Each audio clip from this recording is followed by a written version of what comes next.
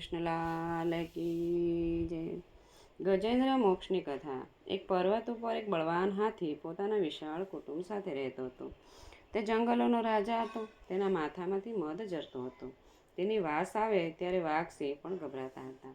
તે ઉનાળામાં ઉકળાટથી તપી જવાને કારણે ઠંડક મેળવવા માટે હાથીઓ, હાથનીઓ તથા બચ્ચાઓની સાથે એ સુવાસિત જળ ભરેલા સરોવર કાંઠે આવ્યો। ગજેન્દ્ર હાથીઓ સાથે સરોવરમાં જળ ક્રીડા કરવા લાગ્યો। હાથનીઓ અને બચ્ચાઓથી વીંટળાયેલો તે આનંદ વિહાર કરવા લાગ્યો। શ્રી કૃષ્ણ ભગવાનની માયાથી મોહિત થયેલો મદોન્મત્ત, છતાં ભગવાનની માયા આગળ રાખ એવો તે પ્રચંડ હાથી ભવિષ્યમાં પોતાના ઉપર આવી પડનાર સંકટને જાણતો ન હતો। તે પોતાની વસ્તીમાં જળ ક્રીડા કરતો હતો। આ સમયે સરોવરમાં રહેતા એક મગરે તેનો પગ પકડ્યો। દેવેચ્છાએ દુઃખમાં આવી પડેલા હાથીએ મગરની પકડમાંથી છૂટવા ઘણા પ્રયત્નો કર્યા, પરંતુ તે છૂટી શક્યો નહીં, કારણ કે હાથી એ સ્થળચર છે અને મગર જળચર છે, એટલે હાથી જળમાં દુર્બળ બને છે। મગર હાથીનો પગ છોડતો નથી। મગર જ્યારે હાથીને ખેંચવા લાગ્યો ત્યારે હાથીઓ, બીજા હાથીઓ કે તેના બચ્ચા કોઈ બચાવી શકતા નથી। બંને સમાન બળવાળા હતા, તેથી બંને વચ્ચે યુદ્ધ કરતાં કરતાં ઘણો સમય વીતી ગયો। આ જોઈ દેવો પણ આશ્ચર્ય પામ્યા। મગર ધીરે ધીરે હાથીને અંદર ખેંચી ગયો।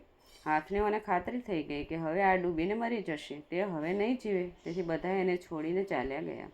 તે આખા જંગલનો રાજા હતો, છતાં દુઃખના સમયમાં તેને કોઈએ સાથ આપ્યો નહીં। તે જ્યારે એકલો પડ્યો ત્યારે તેનામાં જ્ઞાન જાગૃત થયું। તે ખૂબ જ નિર્મળ બની ગયો।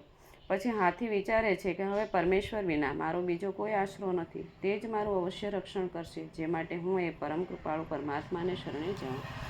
તો ગજેન્દ્રે કરેલી શ્રી હરિની સ્તુતિ। ગજેન્દ્ર કહે છે કે જે પ્રભુ જગત આખાના કારણરૂપ છે અને જેના વડે જગત ચેતનમય છે, તે પરમાત્માનું હું ધ્યાન ધરું છું। જે જગત સ્વરૂપ છે, જે સર્વના સાક્ષીરૂપ છે, જે સ્વયં પ્રકાશ છે, તે હે પરમાત્મા મારી રક્ષા કરો। સૃષ્ટિમાં પૂર્વે ગહન અંધકાર જ હતો, તે સમયે તે અંધકારને પાર રહેલા દેવ મારી રક્ષા કરો। ભિન્ન ભિન્ન રૂપોમાં નાટક કરવાવાળા અભિનેતાના વાસ્તવિક સ્વરૂપને જે પ્રકારે સાધારણ દર્શકો જાણી શકતા નથી, તે રીતે સત્વપ્રધાન દેવતા અથવા ઋષિ પણ જેના સ્વરૂપને નથી જાણી શકતા, તો બીજા સાધારણ જીવો તો તમને કેમ ઓળખી શકે?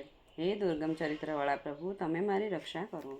સમય અનુસાર લોકોની ઉત્પત્તિ તથા નાશ માટે જન્મ, કર્મ, નામ અને ગુણદોષ ધારણ કરનાર હે અનંત શક્તિવાળા પરમેશ્વર પરબ્રહ્મને હું નમસ્કાર કરું છું। રૂપ રહિત હોવા છતાં અનેક સ્વરૂપો ધારણ કરનાર, અદ્ભુત કર્મો કરનાર, સર્વના સાક્ષી, પ્રકાશક અને નિયંતા એવા પરમાત્માને હું નમસ્કાર કરું છું। જે પ્રભુને શુદ્ધ સંન્યાસથી જ પામી શકાય છે, જે મોક્ષના સ્વામી છે, જે સર્વત્ર હોવા છતાં અપ્રગટ છે, જે સ્વયં જ્ઞાન સ્વરૂપ છે, જે સત્ય સ્વરૂપ છે, તે પરમાત્માને હું નમસ્કાર કરું છું। હે પ્રભુ, આપ સર્વ પ્રાણીના હૃદયમાં રહેલા છો, છતાં જાણી શકાતા નથી, તેવા આપને હું નમસ્કાર કરું છું। ધર્મ, અર્થ, કામ અને મોક્ષની ઈચ્છાવાળા લોકો જેમનું ભજન કરતાં કરતાં ઈચ્છિત કામના પામે છે, તે ભગવાન મને આ બંધનમાંથી મુક્ત કરો। જેમ અગ્નિમાંથી જ્વાળાઓ નીકળે છે, જેમ સૂર્યમાંથી કિરણો નીકળે છે, તેમ પરમાત્મામાંથી ગુણ પ્રવાહો ઉત્પન્ન થાય છે, તે પરમાત્માનો જય હો।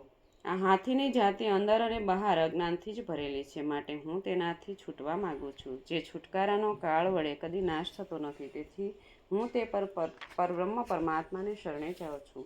યોગીઓ યોગ દ્વારા કર્મોની વાસના અને કર્મોના ફળને ભસ્મ કરી પોતાના યોગ શુદ્ધ હૃદયમાં જે યોગેશ્વર ભગવાનનો સાક્ષાત્કાર કરે છે, તે પ્રભુને હું નમસ્કાર કરું છું। આપનું મહાત્મ્ય સમજવું મુશ્કેલ છે। જ્યાં સુધી હું કમળપત્ર જેવા નેત્રોવાળા ભગવાન જનાર્દનનું સ્મરણ નથી કરતો, ત્યાં સુધી જ ચિંતારૂપી સાગરમાંથી મારી મુક્તિ થતી નથી। ગજેન્દ્રની સ્તુતિથી પ્રસન્ન થઈ શ્રી હરિ વેદમય ગરુડ પર બેસી ચક્ર ધારણ કરી દેવોની સ્તુતિ કરતા ત્યાં પ્રગટ થયા। પ્રભુને જોતા જ ગજેન્દ્ર સૂંઢમાં એક ઉત્તમ સહસ્રદળવાળું કમળ લઈ પ્રભુને અર્પણ કરી ગદગદ કંઠે સ્તુતિ કરવા લાગ્યો। હે નારાયણ, હે સર્વના ગુરુ, હે ભગવાન, આપને હું નમસ્કાર કરું છું। તેની આંખમાંથી અશ્રુ સરતા હતા। ગજેન્દ્રને દુઃખી જોઈ શ્રીહરિ એકદમ ગરુડ પરથી નીચે ઉતર્યા અને પેલા મગર સાથે ગજેન્દ્રને સરોવરમાંથી બહાર ખેંચી કાઢી સુદર્શન ચક્રથી મગરનું મુખ ચીરી નાખી ગજેન્દ્રને તેમાંથી છુટકારો અપાવ્યો।